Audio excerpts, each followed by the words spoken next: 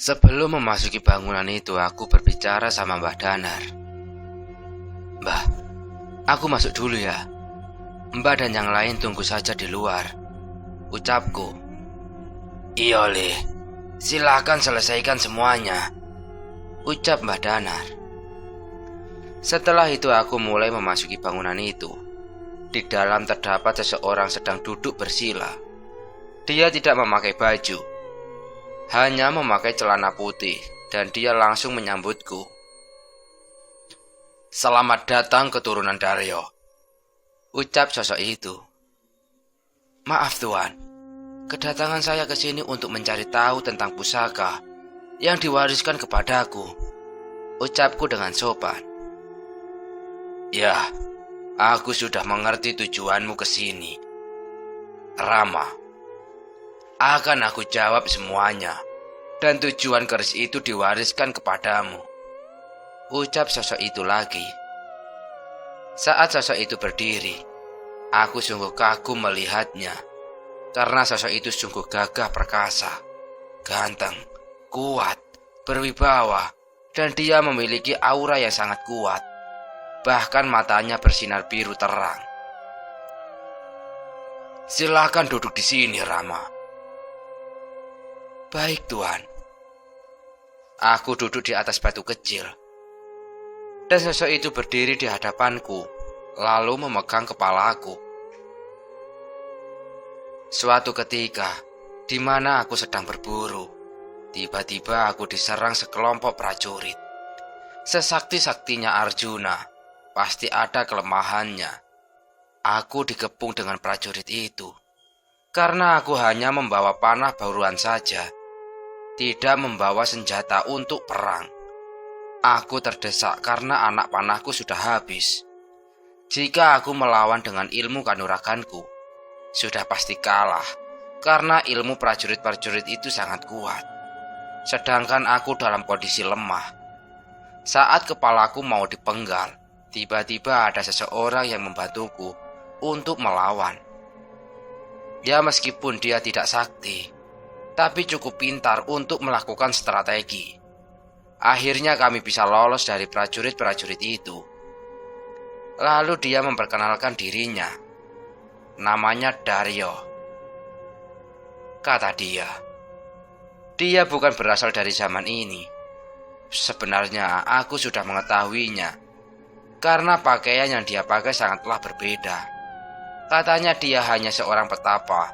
Lalu aku ajak dia ke sini, tempat di mana aku melakukan pertapaan. Akhirnya kami berdua bertapa bersama. Saat pertapaanku belum selesai, kedua adikku datang ke sini. Dia adalah Nakula dan Sadewa. Dia memberitahu kalau kerajaan kakakku diserang oleh kerajaan lain, dan aku menyudahi petapaku karena untuk membantu kakakku. Dan aku tinggalkan keris ireng putih di sini untuk menjaga Daryo. Keris itu aku tancapkan di batu di sebelah Daryo, dan aku suruh anak buahku untuk menjaganya, yaitu Lamtasari. Setelah aku menyelesaikan peperanganku, aku kembali lagi ke sini. Daryo belum selesai melakukan pertapaannya. Bahkan sempat aku tinggal sampai 2 tahun, dan aku kembali ke sini lagi. Saat aku datang, Daryo baru membuka matanya. Lalu dia bilang kepadaku, "Tuan, sudah selesai bertapanya?" tanya Daryo. "Sudah, Dar. Aku kagum kepadamu. Pertapaanmu sungguh luar biasa. Aku akan ngasih beberapa pusaka untukmu, dan suatu hari aku akan membutuhkannya untuk membantuku," ucap Arjuna. "Baik Tuan, pusaka apa itu?" tanya Daryo. "Ini 3 buah keris dan 2 buah gelang. 2 keris ini kembar, dan 1 keris yang tertancap di batu ini. Untuk kedua gelang ini, 1 nanti akan dipakai sama keturunanmu, dan yang 1 akan dipakai oleh keturunan dari dalang sakti yang bernama Darman." Setelah saya berikan pusaka tersebut, Daryo pamit untuk pulang ke zamannya. karena waktu itu menjelajahi zaman sudah habis. Aku antarkan Daryo untuk pulang dengan bantuan Lamtasari dan Hanoman, karena Hanoman sering berkelana berbagai zaman. Cerita Arjuna. Jadi, semua ini sudah direncanakan sama Tuhan? Tanya aku. Ya, karena aku akan membutuhkan bantuan dari keris itu untuk di peperangan Batara Yuda. Baik, sekarang apa yang harus saya lakukan untuk membantu Anda, Tuhan? Tanya aku. Kamu tidak perlu ikut perang. Cukup kumpulkan pusaka-pusaka yang memiliki aura berwarna biru. Karena itu pecahan dari pusaka panahku, yaitu panah Pasopati. Pusaka apa aja itu, Tuhan? Dan di mana aku harus mencarinya? Tanyaku lagi. Pusaka itu berbentuk keris, mata tombak, jarum, kalung, gelang, dan cincin. Sebagian pusaka sudah berada di keluargamu dan orang-orang di sekitarmu, dan kamu harus menikahi wanita yang memiliki gelang seperti ini, yang tertulis namamu, karena hanya yang punya gelang ini yang bisa menyatukan pusaka-pusaka itu untuk berubah wujud menjadi panah Pasopati. Saya cuma bisa mengandalkanmu, Rama. Baik, Tuhan. Sekarang aku sudah mengerti apa tujuan ini semua. Kalau begitu aku pamit untuk kembali ke zamanku, Tuhan. Ucapku. Jangan panggil Tuhan. Kamu itu titisanku. Karena sebagian ilmuku sudah berada di dalam dirimu. Panggil saja diriku kakak. Baik, aku pamit dulu, Tuhan. Jawabku. Aku beranjak pergi keluar ruangan. Saat sampai di luar, Dika, Tio sedang berlatih ilmu bela diri bersama monyet-monyet anak buah Hanoman. Sedangkan Badaryo sedang duduk santai sambil nonton Tio dan Dika. Hoi! Ketemu teman lama ya? Teriakku kepada Dika dan Tio. Wah, Wiram. Samain kita sama monyet. Jawab Dika. Mbak Daryo melihatku keluar dari bangunan, langsung menghampiriku dan melemparkan beberapa pertanyaan. Gimana, Le? Apa kamu bertemu langsung sama Arjuna? Apa pusakamu disuruh mengembalikan? Tanya Mbah Danar. Tidak, Mbah. Nanti aja kalau udah nyampe rumah, tak ceritain semuanya, Mbah. Jawabku. Sekarang kita pulang dulu, Mbah. Hanoman! Teriakku. Baik, Tuan. Segera ikuti aku, Tuan. Ucap Hanoman. Kami berjalan mengikuti Hanoman lagi, karena memang ini wilayah Hanoman. Hoi! Kalian pulang gak? Apa di sini wae? Sama saudara-saudara nih? Teriakku kepada kedua sahabatku itu. Wah, asem tenan ku yo, Ram. Awas saja nanti. Gerutu Dika. Sebelum pulang, Dika sama Tio dikasih sesuatu sama salah satu monyet, karena mereka sudah menghibur monyet-monyet di sana. Ya, itu bukan sembarang monyet, karena mereka adalah pasukan dari Hanoman. Saat di perjalanan, aku berbicara sama Hanoman. Hanoman, apa aku boleh minta tolong? Tanya aku. Boleh, Tuan. Minta tolong apa? Tolong bantu aku untuk menjalankan tugas ini. Ucapku lagi. Itu sudah menjadi tugasku, Tuan. Karena setelah Lamtasari kembali, tanggung jawab untuk menjaga keris itu adalah aku. Jadi jika Tuan membutuhkan bantuan, tinggal panggil aja namaku. Baik, terima kasih. Singkat cerita, kami sudah sampai di mana kami muncul tadi. Mbak Danar menyuruh kami untuk bergandengan tangan lagi, dan Mbak Danar mengeluarkan kuningan yang dibawa tadi untuk perantara kami. Kami muncul lagi di mana dua pohon besar berada. Saat kemunculan kami, waktu masih gelap dan bulan bersinar terang. Badan kami begitu letih, segera kami menuju ke rumah Mbak Danar. kami disambut sama Mbah Sarto, Anika, dan utinya Tio. "Gimana, Le? Sudah dapat petunjuknya kamu?"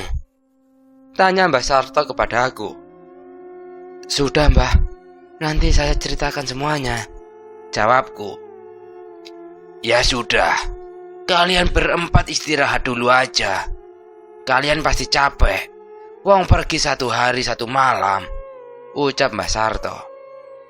Kami berempat menoleh serentak ke arah Mbah Sarto. Padahal kami di zaman itu hanya hitungan jam aja, tidak nyampe berhari-hari. "Sudah, Nar. Kamu kok ikut kaget juga?" "Yo iya, Sar. Lah ya wong aku wis suwe gak mainan spiritual kok," jawab Mbah Danar. Akhirnya kami istirahat semuanya. Di mana Sukma berada? Saat Sukma sudah sampai di rumah, dia disambut sama Bude dan Pak D-nya di teras rumah karena dia pulang terlambat. Aldi hanya mengantar sampai gang aja, tidak sampai depan rumah. "Dari mana, Tondo? Kok jam segini baru pulang?" "Ibumu loh udah telepon terus," ucap Bude. "Sukma dari rumahnya temen, Bude," jawab Sukma. "Yo wes, cepet istirahat. Kabarin ibumu kalau udah pulang," ucap Bude lagi. Lalu Sukma beranjak masuk ke rumah, tapi budenya Sukma melihat Sukma sudah tidak memakai gelang. "Sukma, mana gelangmu?" bentak Bude. "Kayaknya ketinggalan di rumah temen, Bude." "Jangan sembarangan kamu. Itu gelang dari nenek. Itu warisan dari keluarga kita loh. Hanya kamu aja yang dapat. Kamu istimewa, Sukma, di keluarga kita," ucap marah Bude. "Iya, Bude. Besok tak ambil di rumah temen," jawab Sukma. Keesokan harinya pukul 20, Sukma mengajak Aldi lagi untuk bertemu dengan Mbah Darso. Tetapi kali ini Aldi agak berbeda. Dia agak cuek dan mukanya penuh misterius.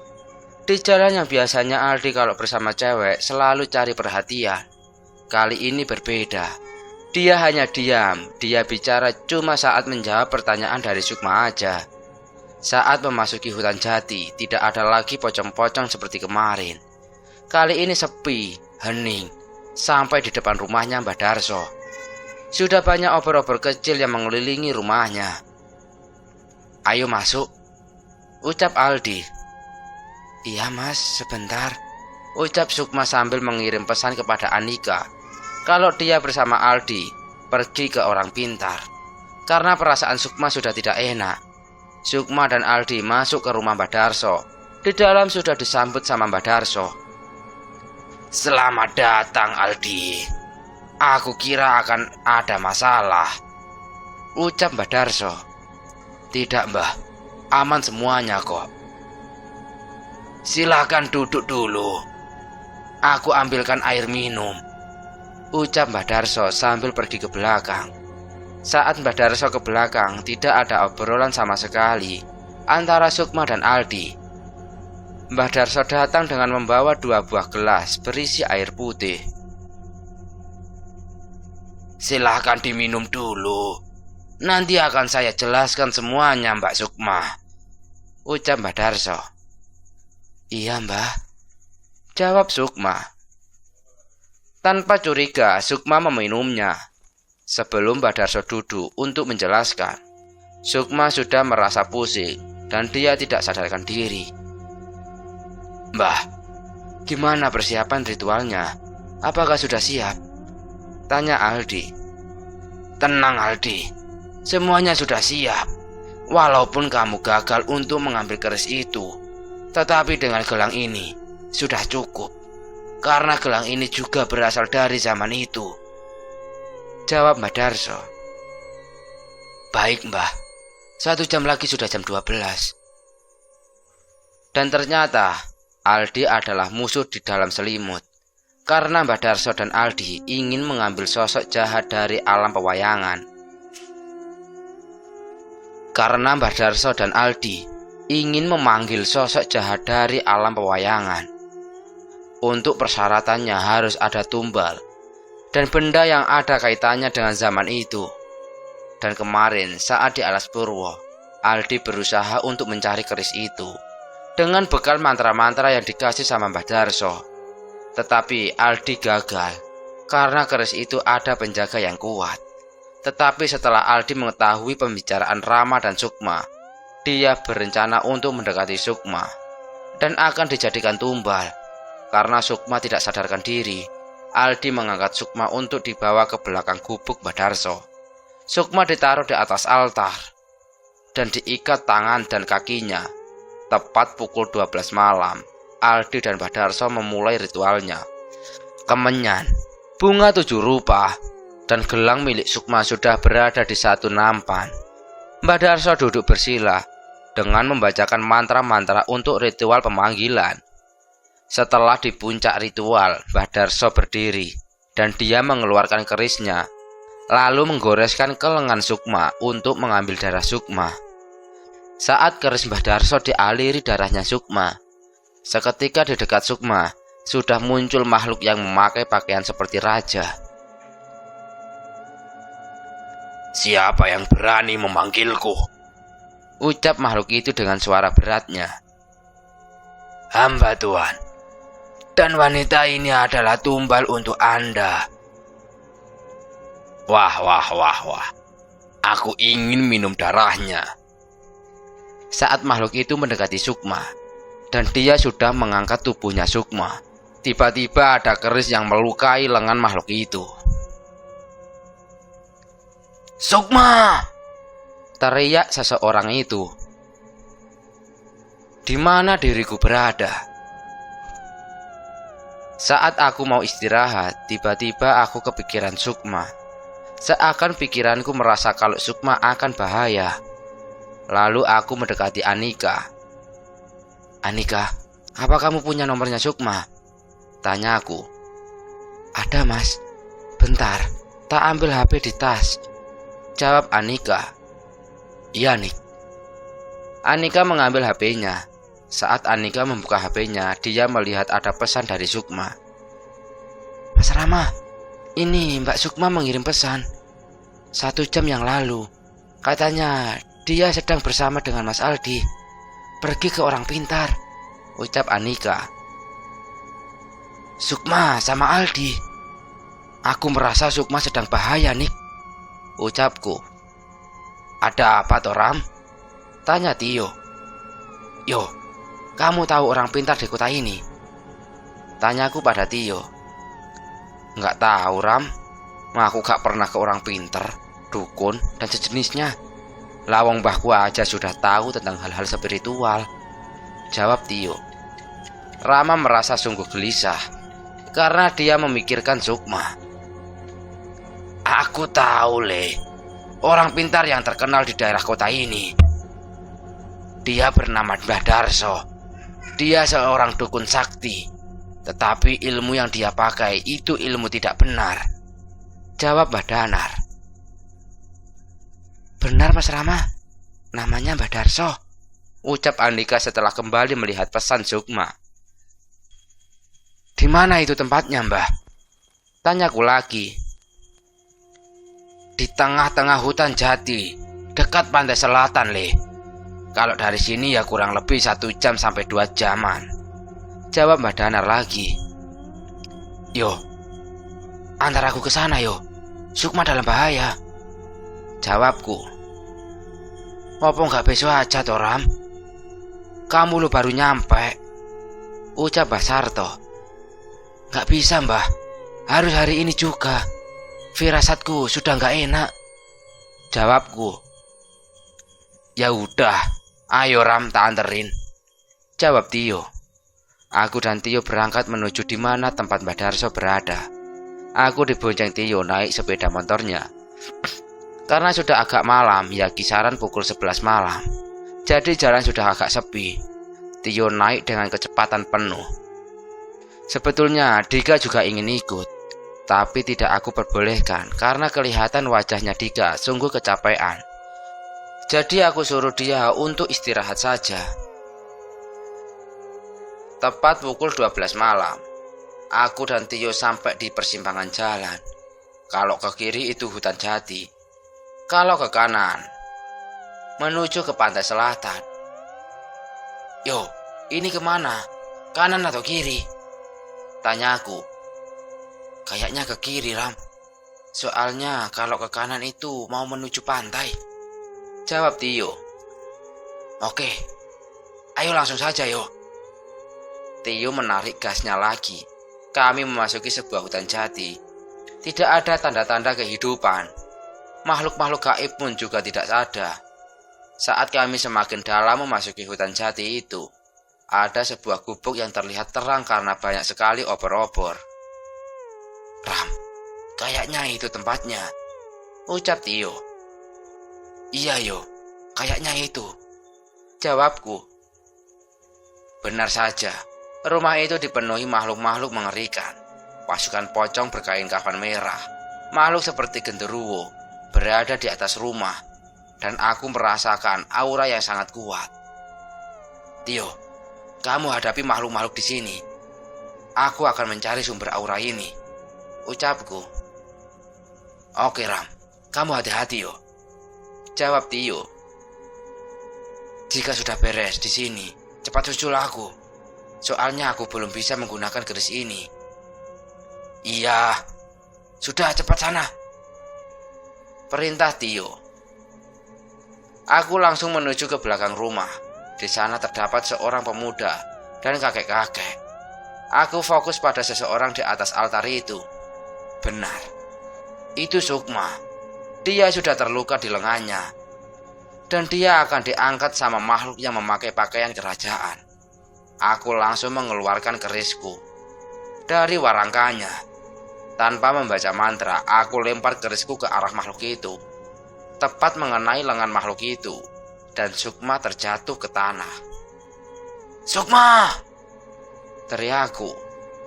Lalu aku menghampiri Sukma dan dia sudah sangat lemas karena lengannya ada luka yang terus mengalir darahnya. Luka itu seperti sayatan pisau, agak dalam, jadi susah untuk menghentikan pendarahannya.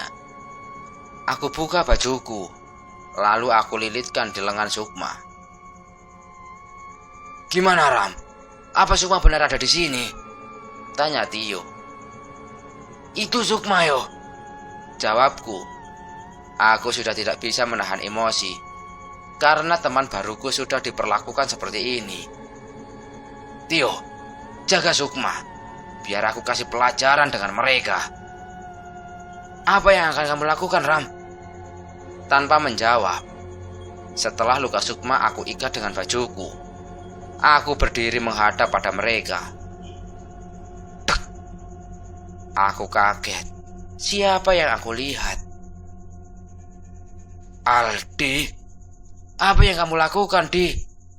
Tanyaku. Kaget? Kamu kaget, Ram? Ucap Aldi. Kenapa kau kawan? Ada apa denganmu? Tanya aku. Ya, sudah lama aku melakukan ini, Ram. Dan cewek-cewek yang aku dekati, dia akan aku tumbalkan untuk memanggil Tuan Yaksadewa. Ucap Aldi. Tega kamu, Di. Sudah mengkhianati sahabat-sahabatmu. Dan kamu berniat untuk menumbalkan Sukma. Sudahlah, jangan bicara aja kamu, Ram. Kamu itu tidak bisa apa-apa. Bahkan Tio yang ahli ilmu kanuragan aja tidak bisa menghadapi Tuan Yaksadewa, ucap Aldi sombong. Entah kenapa saat mendengar perkataan Aldi, bibirku mengucapkan sebuah mantra dan keris ireng putih kembali ke tanganku. Aku langsung melesat menuju ke Aldi. Saat sudah dekat, aku berikan tendangan di bagian perut Aldi. Dia tidak bisa menghindar karena memang Aldi tidak memiliki ilmu apa-apa. Dia hanya disuruh sama Mbah Darso. Saat menerima tendanganku, Aldi terlempar sampai 5 meter. Dia langsung pingsan. Dan sekarang giliran dua makhluk dihadap ini. Rama, Hadapi makhluk kerajaan itu. Biar aku yang mengurus kakek tua bangka itu, ucap Tio. Aku langsung menuju ke makhluk itu. Aku tinggalkan Mbah Darso. Dia biar urusan Tio. Kamu yang melukaiku tadi, ucap makhluk itu. Ya, kenapa? Kamu tidak suka? Jawabku. Aku tidak asing dengan auramu. Seperti milik Arjuna, putra Pandu. Ucap lagi Yaksa Dewa. Kau tidak usah tahu siapa aku, ucapku. Emosiku sudah tidak terkontrol. Dengan tekad yang kuat, aku berlari menuju ke Yaksa Dewa untuk menyerangnya. Tetapi aku bukan tandingannya. Meskipun sebagian kekuatan Arjuna ada di diriku, tetapi diriku belum bisa menggunakannya. Karena butuh waktu dan latihan untuk bisa menggunakan kekuatan Arjuna. Aku jadi bulan-bulanan Yaksa Dewa. Kerisku diambil dan dia mencekikku. Saat aku sudah hampir kehabisan nafas, aku berteriak, "Hanuman!" Teriakku. Dom! Hanuman muncul di atas dan jatuh tepat di Yaksa Dewa. Aku terlepas dari cekikan Yaksa Dewa, tetapi aku sudah kehabisan tenaga. Badanku juga babak belur. Aku duduk lemas di bawah pohon. "Yaksa Dewa, putra dari Rahwana, kenapa kamu bisa ada di sini?" tanya Hanuman. Wah, Hanuman, kau juga berada di zaman ini. Kau patuh pada anak itu, ucap Yaksa Dewa. Tutup mulutmu, Yaksa Dewa. Itu bukan urusanmu. Hanuman mulai menyerang Yaksa Dewa. Mereka sama-sama kuat. Bahkan Hanuman hampir kalah dengan Yaksa Dewa. Hanuman merebut kerisku dari Yaksa Dewa dan dia membacakan mantra. Ada pusaran asap putih di atas Yaksa Dewa. Dengan cepat Yaksa Dewa terserap asap itu. Sedangkan Tio dan Mbah Darso, dia masih adu pukulan. Tio tidak menggunakan pusakanya, bahkan juga tidak menggunakan ajian apapun. Tio real pakai ilmu kanuraganya. Jelas, Mbah Darso bukan tandingannya Tio, karena mereka cukup jauh umurnya. Tetapi Mbah Darso juga tidak kalah hebat. Di saat Mbah Darso sudah mulai kelelahan, Tio mengambil kesempatan itu untuk melayangkan pukulannya tepat di mukanya Mbah Darso. Mbah Darso tersungkur sujud. Dia sudah tidak mampu untuk berdiri. Dan saat Tio mau menendang Mbah Darso, "Tio, cukup!" ucapku. "Hanuman, berikan keris itu." Hanuman melempar kerisnya dan aku menangkapnya. Aku berjalan menuju Mbah Darso dan meletakkan kerisku di kepala Mbah Darso. Aku ucapkan ajian pelepas ikatan. Makhluk-makhluk ingon Mbah Darso muncul satu persatu. Makhluk berbulu besar dan pasukan pocong merah yang sudah dikalahkan Tio tadi. Mereka menuntut haknya. Karena Mbah Darso sudah menjanjikan tumbal, mereka mengerumuni Mbah Darso dan mencabik-cabik tubuhnya. Bahkan mereka memakan tubuh Mbah Darso itu. Hanuman sudah tidak ada. Aku melihat tubuh Aldi masih tergeletak. Aku menghampiri Aldi. Aku menghampiri tubuh Aldi dan membawanya ke Tio. "Yo, bawa tubuh Aldi. Aku akan menggendong Sukma," ucapku. "Yo Ram, kita bawa ke jalan persimpangan itu dulu. Nanti kita telepon Dika untuk menjemput kita," jawab Tio. Tio membopong Aldi, sedangkan aku masih mencari gelangnya Sukma. Aku melihat ada nampan kecil di dekat altar. Terlihat gelangnya Sukma di atas nampan itu. Setelah mengambil gelangnya, aku menghampiri Sukma dan aku menggendong dia. Tak terasa azan subuh berkumandang. "Aku kenapa?" ucap Sukma tiba-tiba. "Mbak sudah sadar?" tanyaku. Loh, Mas Rama, badanku lemes banget Mas, sakit semuanya, ucap Mbak Sukma. Ya udah Mbak, saya gendong aja, jawabku. Ternyata saat nyampe persimpangan, sudah ada Dika membawa mobil. Entah itu mobil siapa. Ram, kenapa kamu? Kok nggak pakai baju? Tanya Dika. Lihat lengannya Mbak Sukma, Dik. Sudah, ayo kita pulang. Aku sudah sangat capek. Tio, sepedamu jangan lupa, ucapku. Iya Ram, aman. Aku, Sukma, Dika, dan Aldi pun aku bawa karena akan aku interogasi atas perbuatannya. Dan kami pun pulang menuju ke rumahnya Tio lagi karena barang-barang kami masih di sana. Dan aku belum menceritakan tentang pembicaraanku bersama Arjuna. Setelah nyampe di rumah, Anika, Mbak Dana dan Mbak Sarto sudah menunggu di teras rumah. Melihat ada mobil yang datang, mereka langsung menghampiri. Dika keluar dari mobil. Nik, bantu mengangkat tubuh Aldi, ucap Dika. Mas Aldi kenapa Mas? Tanya Anika. Nggak tahu, biar Rama dan Tio yang menjelaskan, jawab Dika. Anika membantu Dika mengangkat tubuh Aldi ke dalam rumah dan meletakkan di kursi, sedangkan aku keluar mobil dan menggendong Sukma.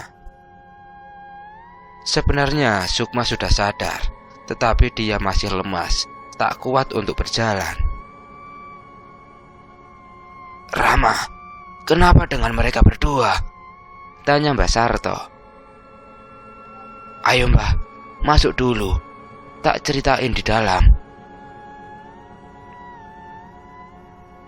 Kami semua masuk ke dalam rumah. Aku diambilkan baju sama utinya Tio. Ram, ini pakai bajunya Tio dulu, ucap Mbah utinya Tio.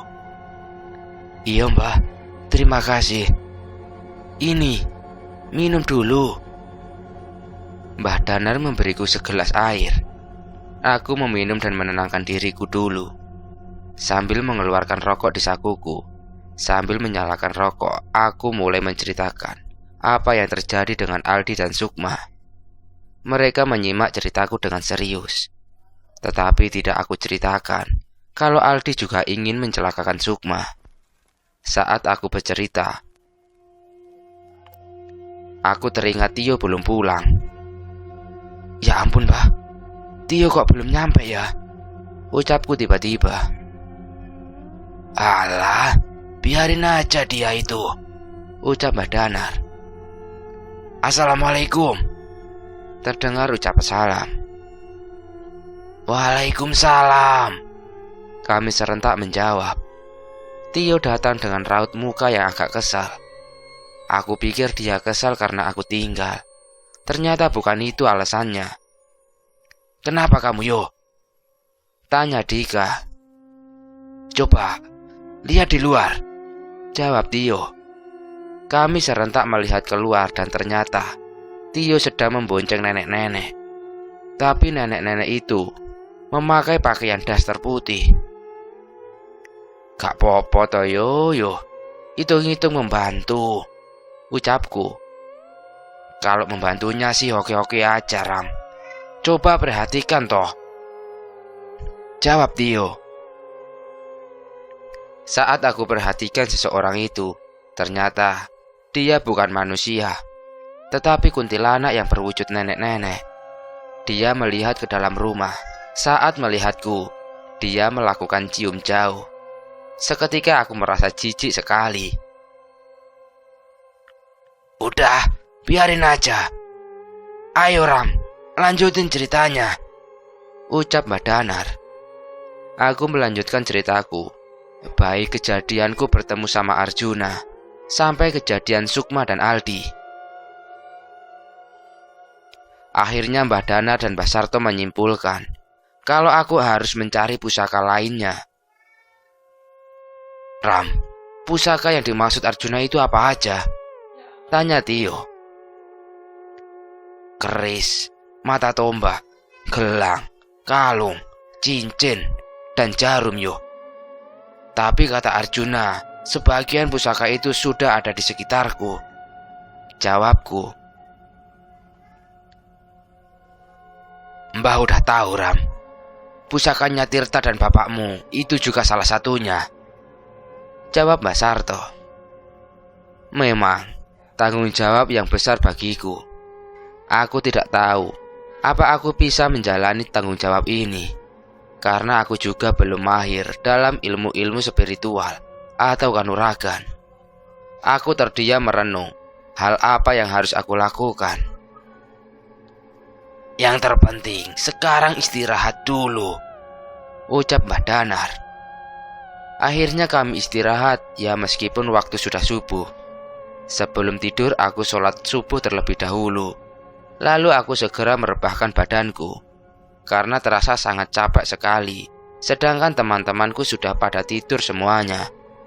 Baru saja aku merebahkan badan, terlihat Aldi sudah sadar, dan dia beranjak mau pergi. Tunggu, cegahku. Dia berhenti melangkah sebentar. Tidak ada jawaban darinya. Lalu dia melanjutkan langkahnya. Aku kejar Aldi hingga di depan rumah. Aldi, tunggu. Aku mau bicara sebentar. Setelah itu, aku tidak akan menghalangi jalanmu, ucapku, dan dia berhenti. Apalagi itu, Ram? Aku sudah tidak pantas untuk kau sebut sahabatmu. Apa yang sudah aku lakukan itu sangat kejam, ucap Aldi. Tidak, Di. Kamu melakukan itu pasti ada alasannya. Tidak mungkin sekedar melakukan saja, jawabku. Aldi merasa sangat bersalah atas apa yang dia lakukan. Aku merasa Aldi hanya dimanfaatkan sama Mbah Darso.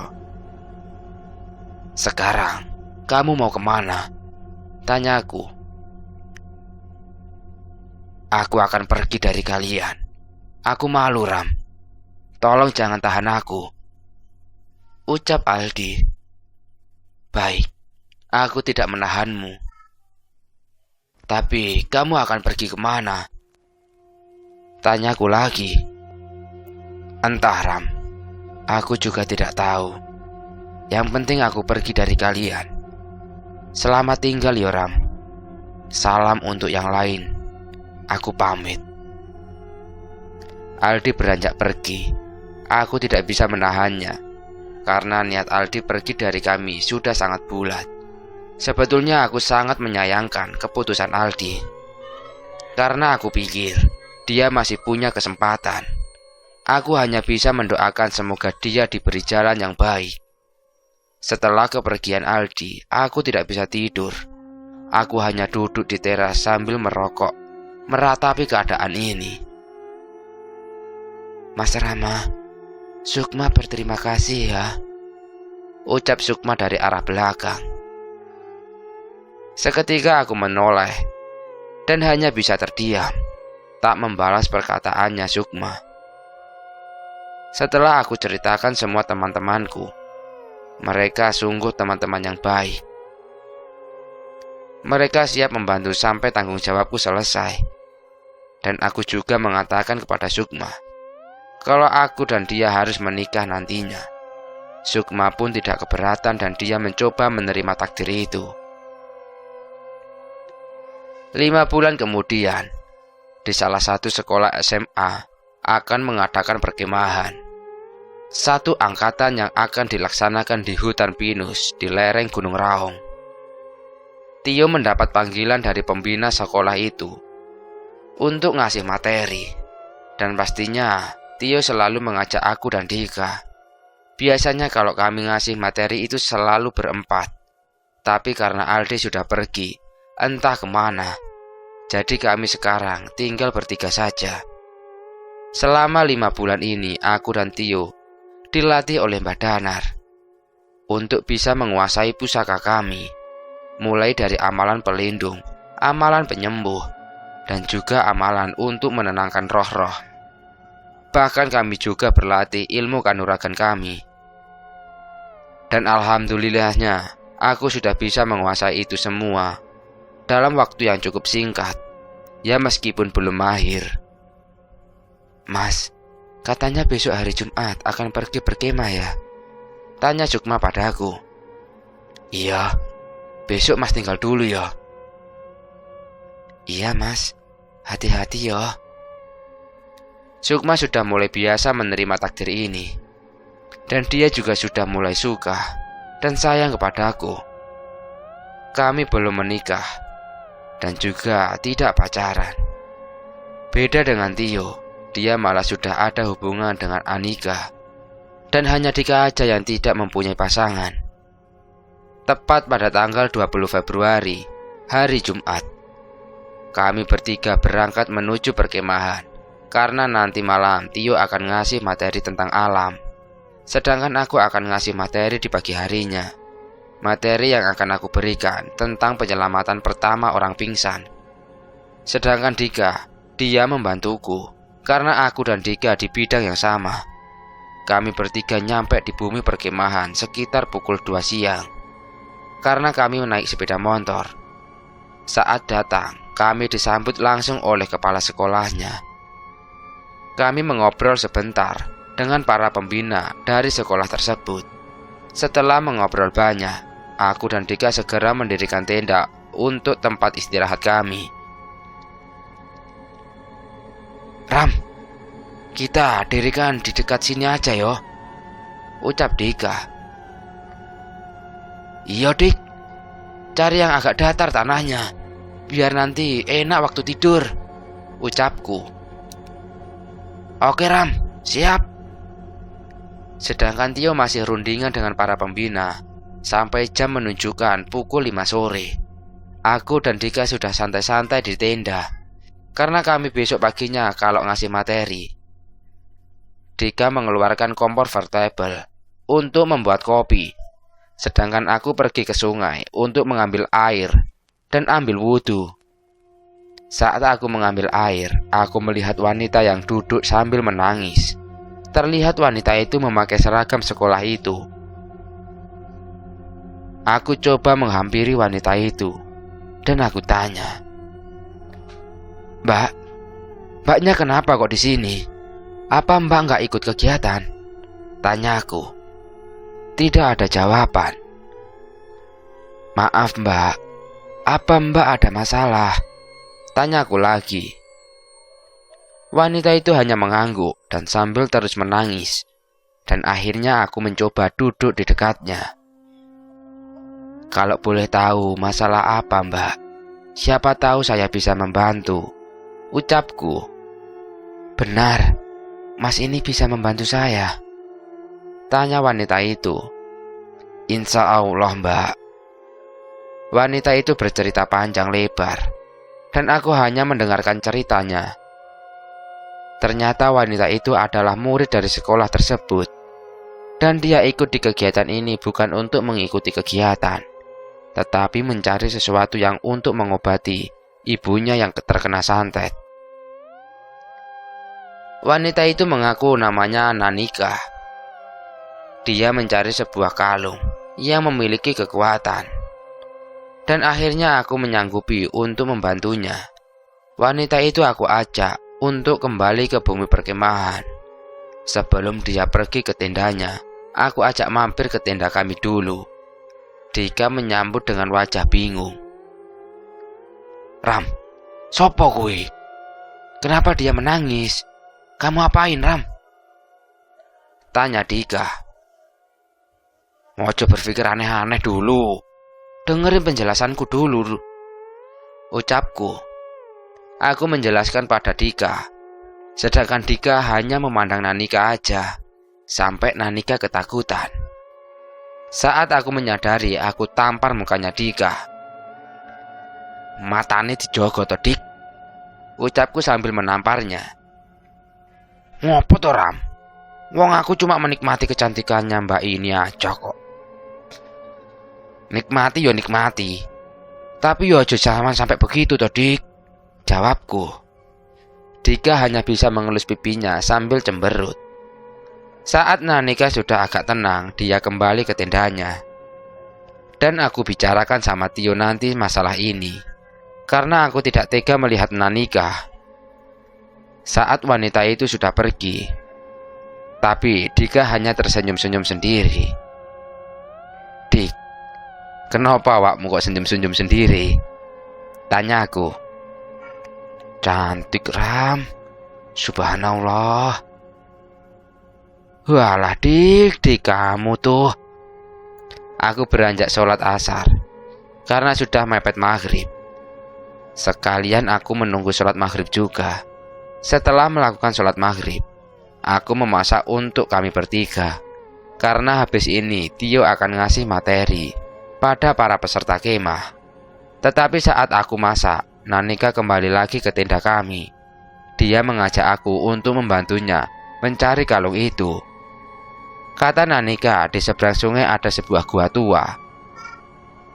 Di dalamnya tersimpan sebuah kalung yang memiliki kekuatan penyembuh.